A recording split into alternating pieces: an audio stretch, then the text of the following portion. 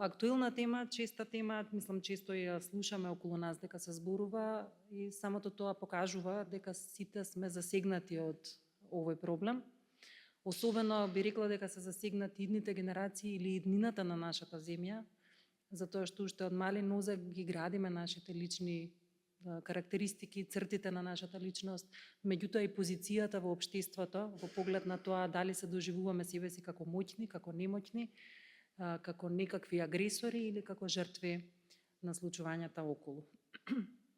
Врсничкото насилство не е обично кушкање, што би рекле, или меѓу децата, или конфликт, или кавга, или подбутнување, или тепање, туку носи своји специфики кои што од друга страна пак оставаат трајни последици кај децата, дури и кај возрастни луѓе. Јас работејќи со моите клиенти кои што се возрастни зборуваат за минати искуства, трауматски искуства во нивното детство, каде што биле жртви на насилство или можеби имале сторено некое насилно дело кое потоа се провлекувало на нивниот идентитет и затоа велам врсничкото насилство остава трајни последици, а се одликува, односно се разликува по 3 негови карактеристики од останатите детски